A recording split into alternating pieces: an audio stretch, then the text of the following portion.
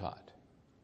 As we were children growing up, our parents were always having us work on our weaknesses. And when we went to school, oh my goodness, when we went to school, if you got an A in math and you got a C in language, what did they tell you to do? They told you to work on what? Your math or language? Talk to me. Language, they'd say, oh my goodness, you got a C in language. Get that C up. Get that grade up. Get that grade up. How many of you ever had somebody to tell you to work on one of your weaker subjects in school? Come on, raise your hands. Let's go on. That's it. Look around you. Make sure. Okay, we all did. Well, work on your weaknesses. Oh, get that C. Can I tell you something? If you got an A in math and you got a C in language, don't work on your language. Get on your knees and thank God you got a C. Probably deserved a D. The teacher liked you. Don't work. Now, why did you get an A in math and a C in language? It's very simple. You have your DNA, who you are. You have a bent toward math, not toward language. You're always going to be better than math and language. It isn't because you work harder on one than the other. It's because the very fact is that there are some subjects we're better at than others. Is that not true? Now, what I'm saying to you is don't work on your weaknesses, and here's why. You ought to be up here where I am watching you right now during this lecture. Disbelief is all over your face. Some of you are going to leave here and go straight to a therapist.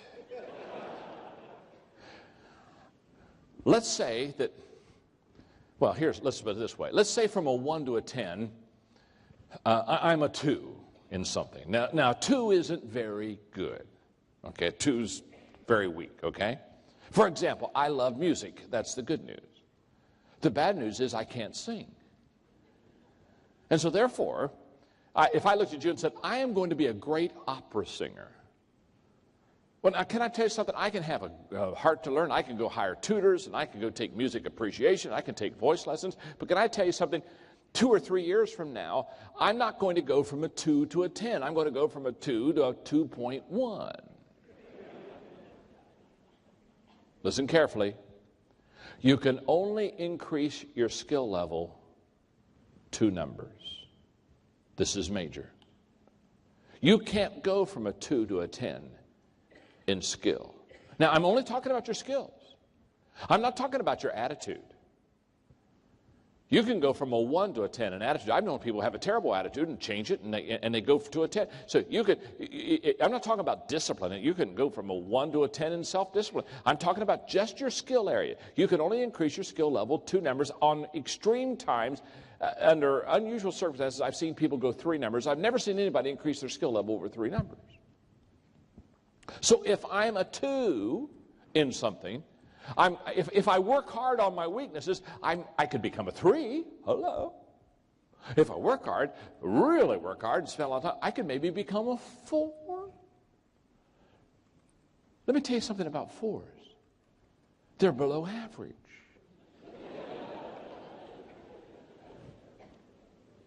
And let me tell you something else. People don't pay for average. So why is everybody in love with it? People don't pay for average. I don't pay for average. You don't pay for average. Certainly you don't go to your spouse, if you've worked hard all day, certainly you don't go to your spouse and say, sweetheart, we've worked really hard today. We're kind of tired. I'll tell you what, let's do. This would be fun. Let's go to an average restaurant. Oh, boy. Do you think in KL we could find an average restaurant? Wouldn't it be something if we could go to an average restaurant tonight and have some average food? Oh, yes. Oh, let's do it. Let's do it. So you don't get in your car and drive down the street looking for the average restaurant. Finally you think, oh, I think that one's average. Nobody's there. And you pull in the average restaurant, and you pull up right by the door. You get a park by the door at average restaurants. And you go in, and the hostess is there to seat you, and she gets ready to take you to a seat. Oh, excuse me, before you take us to a seat. Do you have an average table? Now, I know. That one table there, it's got the big mirror, or big glass window out there, and you overlook the water, and oh my, that's really awesome, and we don't want that table. No. We like to have an average table. Do you have a table where nobody has sat today? And when she escorts you to the average table, you don't sit down and say, excuse me, one more favor. Thank you. First of all, thank you for the average table. This is really average. Thank you. So, oh, yes. Do you have an average waiter? Now, we don't want your best waiter. No. Oh, we don't want one of those waiters that comes and takes the order without writing anything down and memorizes the order and memorizes our name and is prompt and brings us our food on time. No. Do you have a waiter that will come and take the order and then mess it up when they take it to the kitchen and bring the wrong food out and say, excuse me, and it'll be another 45 minutes. Can we have one of those, waiter? And when the average waiter comes to the average table at the average restaurant, you don't look at them and they start to tell you what their specialty is. And you say, no, you don't understand. We don't want to know what you're good at. No. Do you have any average food back there? Let me ask you it this way. Do you have any food back there that nobody's ordered today? No, you don't go to an average table at an average restaurant, ask for an average waiter and get average food, and walk out of there an hour and a half later and say, wow, we got to do this again. No. People don't pay for average. But if you work on your weaknesses, listen to me carefully, if you work on your weaknesses, you will at best become average. You will never distinguish yourself. You will never set yourself apart. You will never become a person of excellence. You'll never have people standing in line to see you, to hear you, to buy something from you. You'll never have anybody drive by your store, drive by someone else's store to get to your store. You see, if you're average, you're just average. And average people will not be successful. They will not help a lot of people, and they will not make a lot. Average is average. And if you work on your weaknesses, you are going to be average all of your life. But let's just turn it around for a second. Let's say from a 1 to a 10, let's say you're a 7. You're already above average. You're already a little bit of, this is in your strength zone. This is what you're good at. This is what you do that gives you a good, let's say you're a 7. Now, let me tell you something. If you're a 7 and you start getting a tutor, or you get a mentor, or you get somebody around you, you could go to be an 8. And, if you go to a Maxwell seminar, you could become a 9.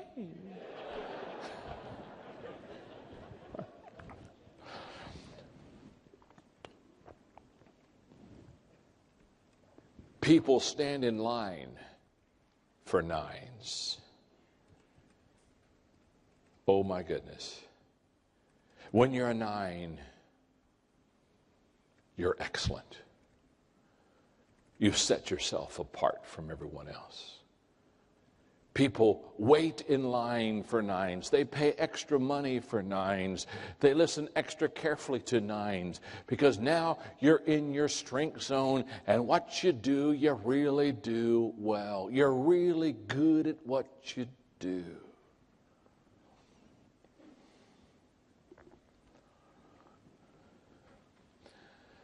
I was speaking to a couple hundred presidents. This was another, I told you earlier about a CEO day, and I was telling those CEOs to work on to go back and tell people what they're not good at.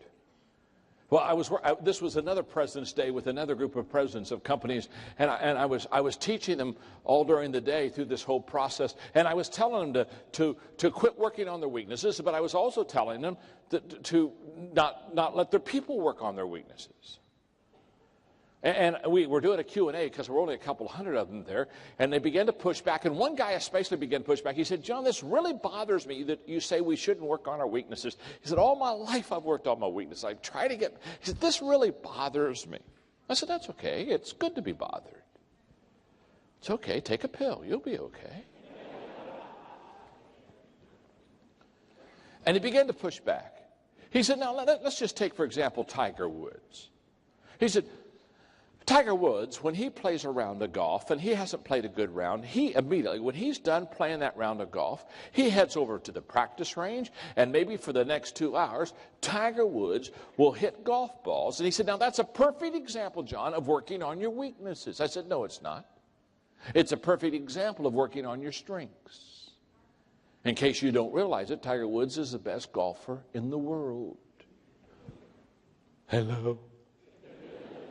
When he's working on his golf swing, he's working in his strength zone. He gets millions of dollars for that swing. I said, let me give you the difference. When I finish playing around the golf, I go to the practice range and I practice. But because I'm not a good golfer, I'm in my weak zone. For me, practice doesn't make perfect. Practice makes permanent.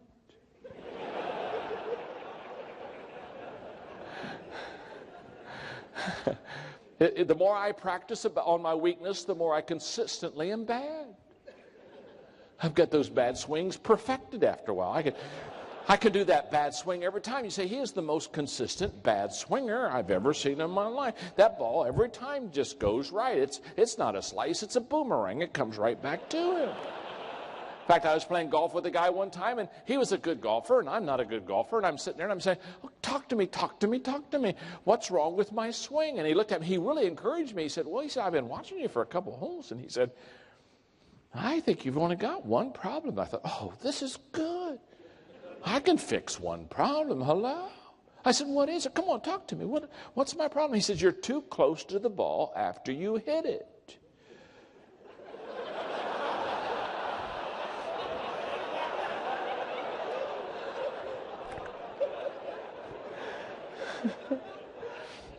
It's the only problem I had. Now, can I tell you something?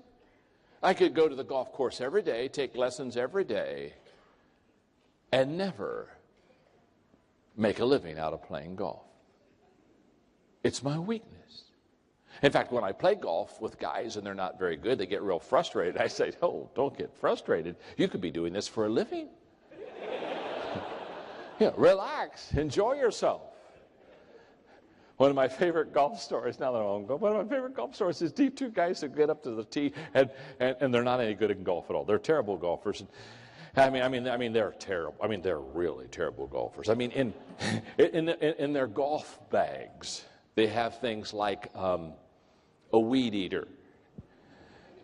So when they get in the weeds, they can chop them down so they can find their ball.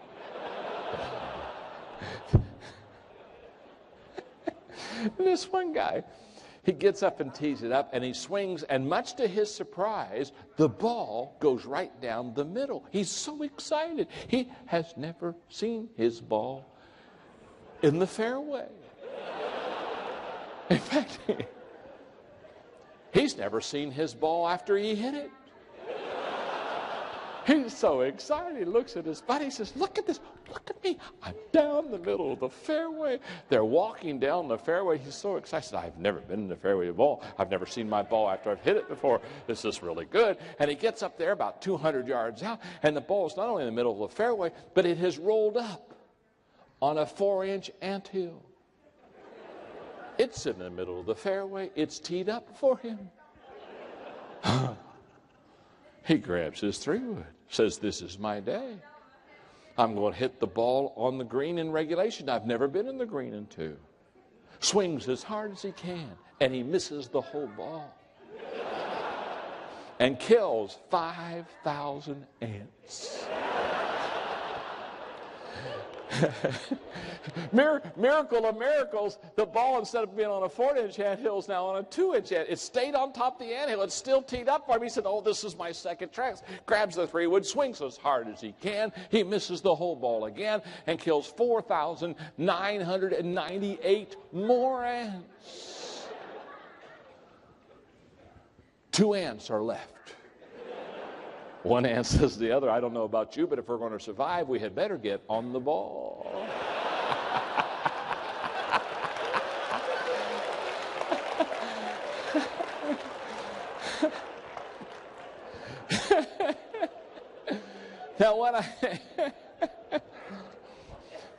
Now what I've discovered is that people that are successful, they get into their strength zone. They start at something they're already decent at, and they get much better. So go to your strength zone, not your weak zone. Does that make sense? Tell the person you're sitting beside, say, that makes sense to me. Go ahead and tell them that, right? I said, that makes sense to me. And look right back at them and say, by the way, you're no Tiger Woods either. Now, what I've discovered is people, now watch this. Watch this. People that are highly successful have found their strength zone. And every day, remember I said that earlier this morning, the secret of your success is determined by your daily agenda. Every day, these people are in their sweet spot. Every day, they're doing what they do well. I'm known for speaking and communicating. I'm not known for singing. Not one of you came to this seminar today and said, boy, what I really hope is John Maxwell breaks forth in song today. Wouldn't it be something if he'd start singing any time now? No, you don't want to hear me sing. I'm not any good. You didn't pay to hear me sing. No. I'd have to pay you to hear me sing.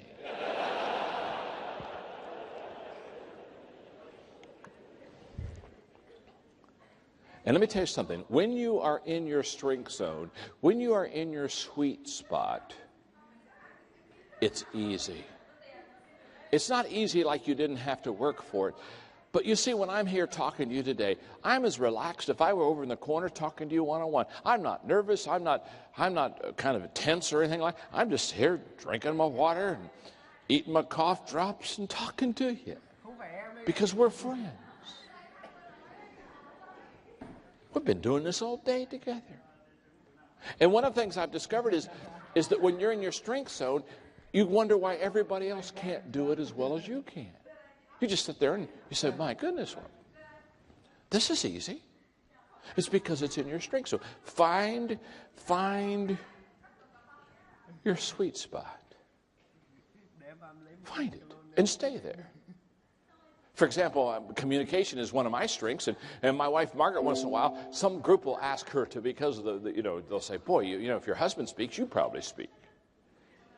And they'll say, would you come and speak at our banquet? And every once in a while, Margaret does something stupid and says yes. And I hate it when she says yes. You know why I hate it when she says yes? Because I know what she's going to do. She's going to come to me and say, John, I got to go speak for this banquet. And then she's going to ask me, first thing she's going to ask me, what should I say? Can I tell you something? If you don't know what to say, it's not your strength zone. And I look at her and I say, oh, Margaret, honey, that's not that complicated. And, well, she'll say, give me a subject. What should I talk on? What should I talk on? I said, well, why don't you wait till you get there? What do you mean? What do you mean? Wait till I get there? I said, well, you know, they're going to have a banquet, and there are people going to go before you, and they're going to say things, and just kind of listen to what they say and teach principles off of what they say. Just kind of hang loose until you get done, and then until they're all done, then get up and speak. She hates that answer. Why? It's not her strength zone. Now, I'm not picking on her, because my wife is incredible in decorating. She is unbelievable. Colors, fabric. You ought to see our house. You ought to pay for our house.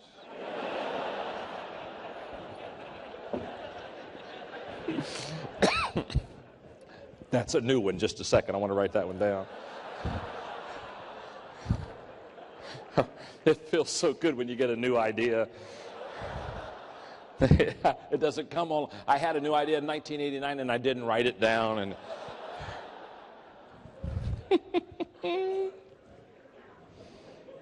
oh, it's incredible. She colors.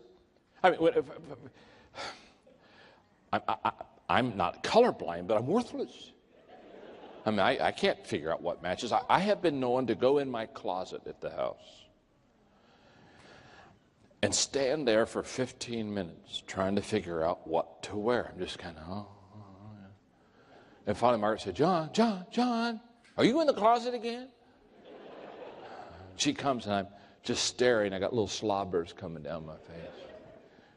And she'll say, oh, here, I'll get it for you. So the first thing she does is she makes me get out of the closet, which is very humiliating. So now I'm standing out in the hallway, and she says, okay, what are you going to do? And I said, well, I'm going to go speak I'm going to speak at a conference today at KL. So she pulls off the stuff, and she gives it to me, and says, here, now, wear this. You'll look good. So I think, thank you, babe, thank you.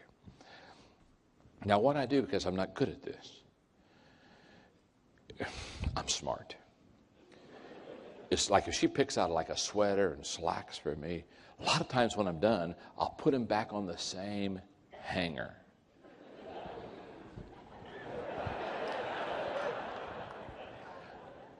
And I know that matches. And maybe a week later, I'll kind of go in there and I'll say, I can do this. I can do this. And I pull off the sweater and the slacks and the shirt that she'd picked out a week before, and I'll put them on, and I'll come walking out, and she'll look at me and she'll say, are you going to wear that again?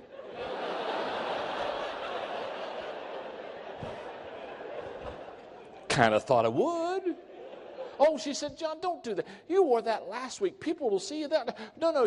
And she goes in and she'll switch sweaters on me or switch slacks on me. And she does what she calls mixes and matches, which is another word to say that she likes to keep me in a constant state of confusion. Because I can't figure it out. Now she's mixing and matching, and I'm all mixed up, and I can't match anything. And once in a while, I'll have to get up real early for appointments. And so I'll get in the closet and I'll think, well, I forgot, because usually at night she fixes it out for me next morning. And I'll say, oh, I forgot to ask her, so I don't want to wake her up. So I'll go in and I'll pick out my own outfit. And then I'll come back maybe in the middle of the day, and I'll walk in the house, and she'll look at me. And she'll look at me and say, John, did you wear that? And I'll look at her and say, no, honey, this is a mirage. I'm buck naked in front of you. Did I wear that? Of course I wore that. I mean, it's on me. That's a hint that I wore that. And then the next question, she'll look at me and say, who saw you? I'll say, well, I was on CNN this morning. Now, you see, she's amazed. She's amazed that I can't pick out my clothes. I'm amazed that she can't speak. See, one's her strength zone, one's my strength zone. And one of the greatest days in your life is when you understand that other people have different strengths than you. And let me tell you something. A successful person has found their strength zone. A successful leader has helped others find their strength zone. That's what makes the difference between a successful individual and a successful leader. What does a successful leader do? A successful leader is continually helping people find what they do best, and he or she is putting them in that position because he is setting them up, or she as a leader is setting them up for success. And you set a person up for success by helping them find what they're good at. You don't set people up by having them find their weaknesses. Here's the way it works. I have a degree in counseling, but I'm a terrible counselor. I said, you don't want to come to me for counseling, because I'm one of these kind of people. If you come to me and you got a problem, I'll listen to you for about 5 minutes, and then I'll give you a 3-step plan on how to fix it. And I used to, people come in for counseling, I'd listen to them, and I'd give them 3 steps, tear off the sheet of paper, and say, be healed. And they'd come back next month with another problem. And I'll say, didn't we fix the one last month? And it just took me a long time to realize there are some people, their spiritual gift is finding problems. And I have no mercy at all. In fact, I have no mercy. In fact, when I gave up counseling and I told people I wouldn't do any counseling anymore, they began to clap and applaud and said, oh, thank God. Woo, that's good. He won't be See, when you counsel with people, you work on their weaknesses. When you equip people, you work on their strengths. My life was changed radically the day I quit counseling people and started equipping people. When I realized that the greatest way to help people is to not stay on their weaknesses. And by the way, I'm pro-counseling. I'm not anti-counseling, so don't be offended. If you're a counselor, I'll probably be to you before the day's over. But the day that I realized the greatest way to help people is to help them find their strengths, that was the day that I was able to really help people. Now, I have 8 more minutes. So if it's okay, for the 8 minutes I have left, I would like to give you 3 hours of lecture. First of all, before I give you more, are you learning something? Now, let me ask you a question. All this stuff you've been writing, have you been taking notes today? You've been taking notes all day, haven't you, huh? In fact, just show the person you're beside you. Show them your notes right now. Just show them those notes. Just put it in their face right now. Just put that in their face. In fact, show them their notes and ask them why they haven't taken as good a notes as you have today, huh? Absolutely. In fact, tell them the notes you've been taking aren't for you, it's for them, and they need to read those things. Okay, now.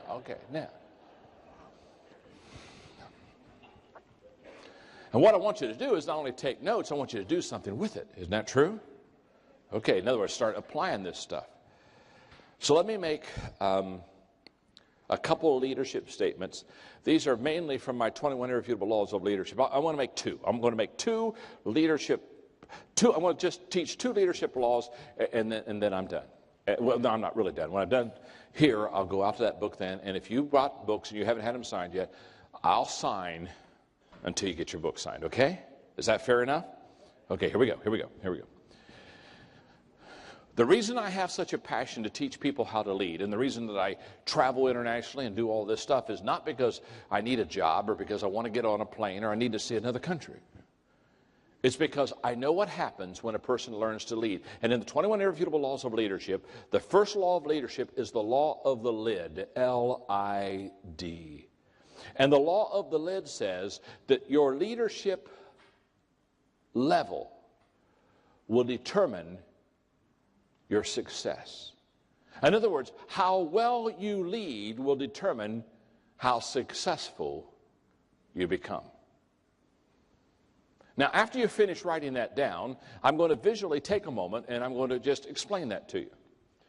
In fact, that's one of the reasons why I'm so excited about what the organization is that brought us here. And again, I want to share with you, if you want to learn leadership, go to them for corporate training. They'll sit down and they'll teach these principles. Now watch this principle. This is huge. This is a visual.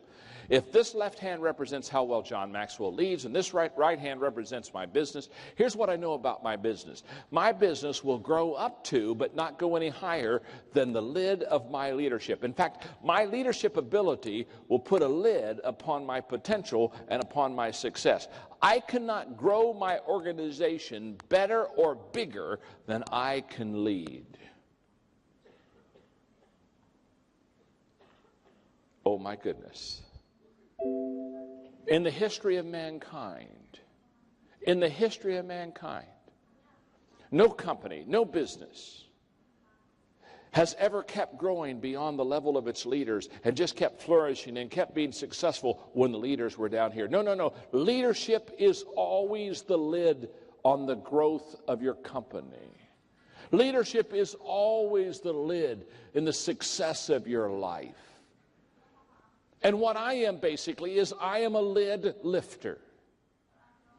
I go around and I teach people how to lift their lid, how to get better. Because, for example, if you're from a 1 to 10, you're a 4 as a leader, what that means is your company's going to be a 3. Can I tell you something?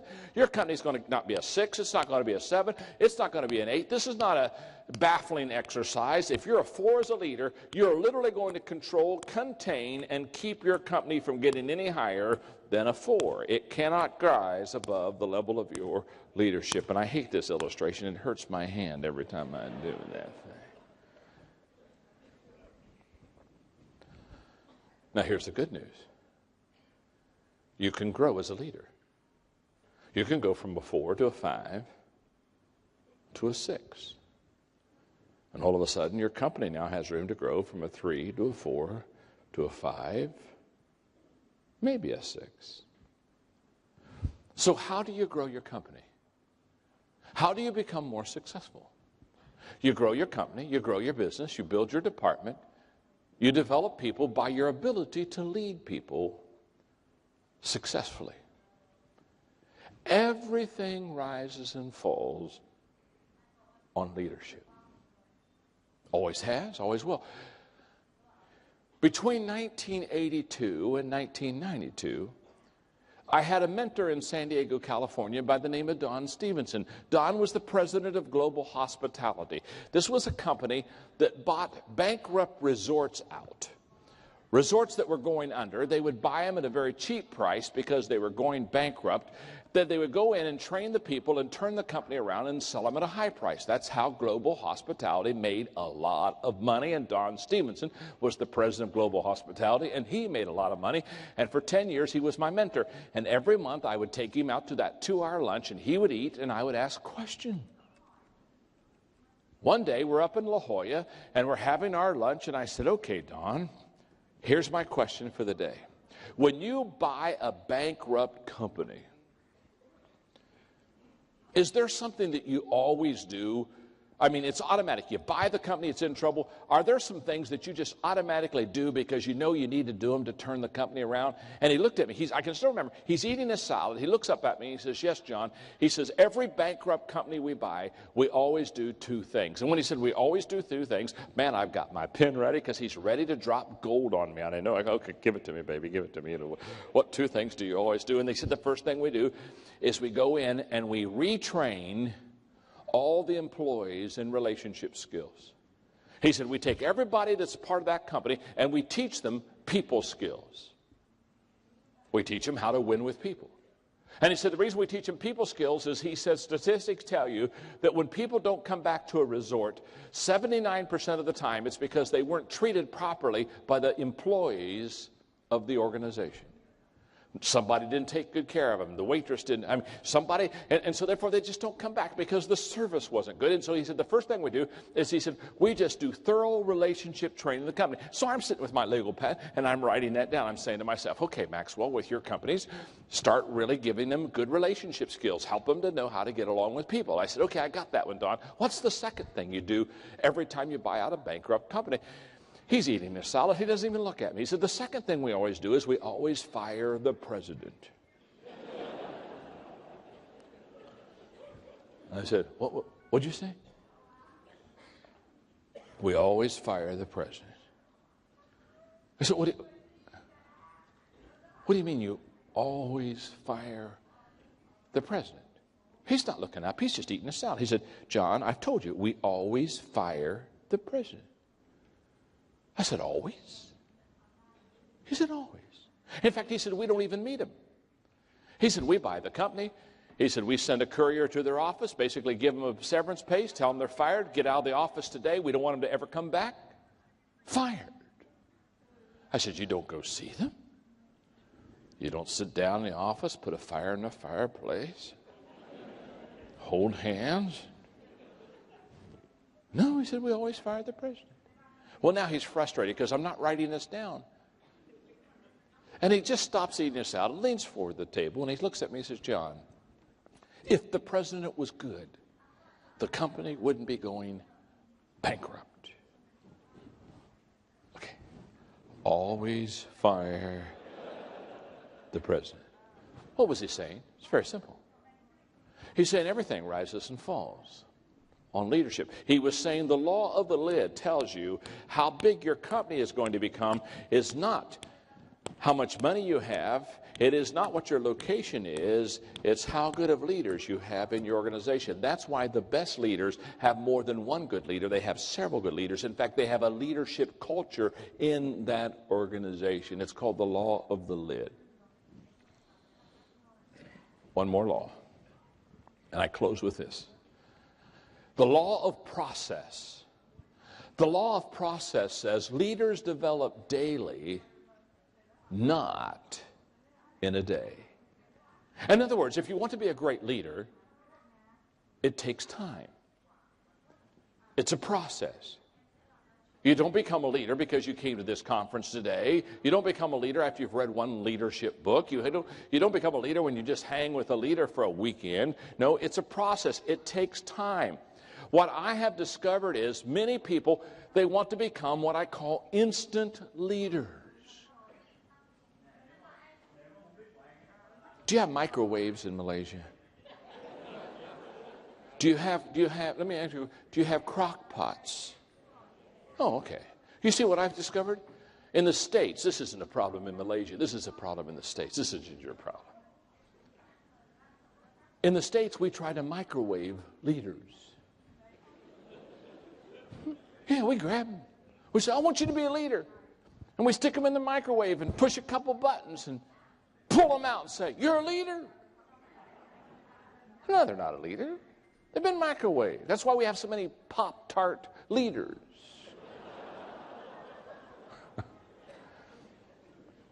You don't microwave leaders. If you want to develop leaders, you crock pot leaders. You put them in the crock pot and let them simmer and marinate. It takes a while to develop leaders. When I did the interview today at noon with the reporters, they asked me a question that I'm always asked at every leadership conference if I let people ask questions. It's a question they ask no matter what country I'm in, no matter where I am.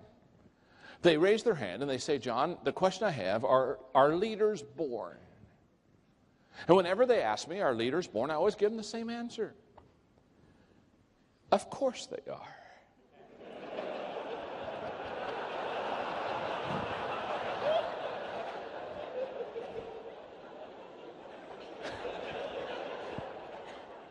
Think about that question.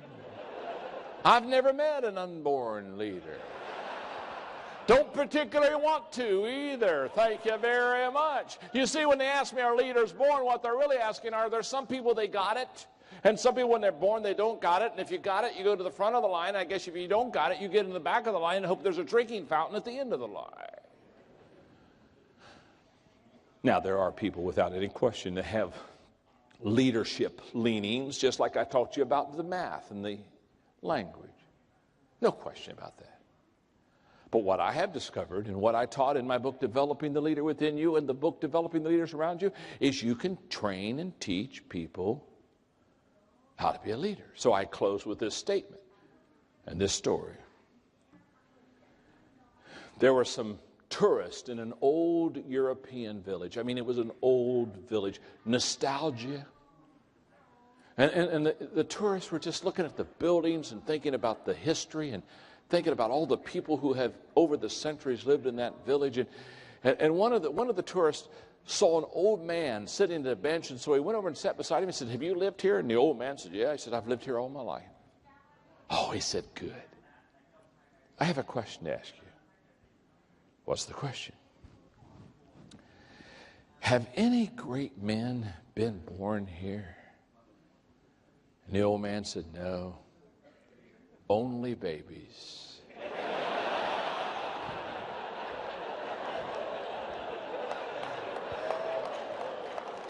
Only babies. And when they asked me about Malaysia and asked me why I went there, and they said, "Well, are there great men and women being born in Malaysia?" I said, No, just babies. But babies who have tremendous potential. Because as I look at you and I've talked to you today, seldom have I talked to people that I felt had greater potential to be great leaders than the people in this room. But it's a process. Pay the price. Be patient. Stay away from the microwave. And become the leader that you can become. It's best for your country. It's best for your business. It's best for your community. And it's best for your family. I hope you've learned something, because I've had a wonderful time talking to you today. Thank you very much.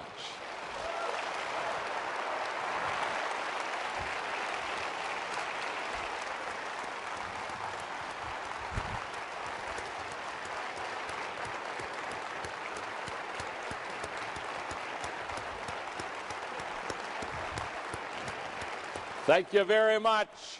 Roger's going to come. You've been wonderful. He's going to close it. I'm going to go out there and sign some books. Blessings. I hope to come back. If I come back, will you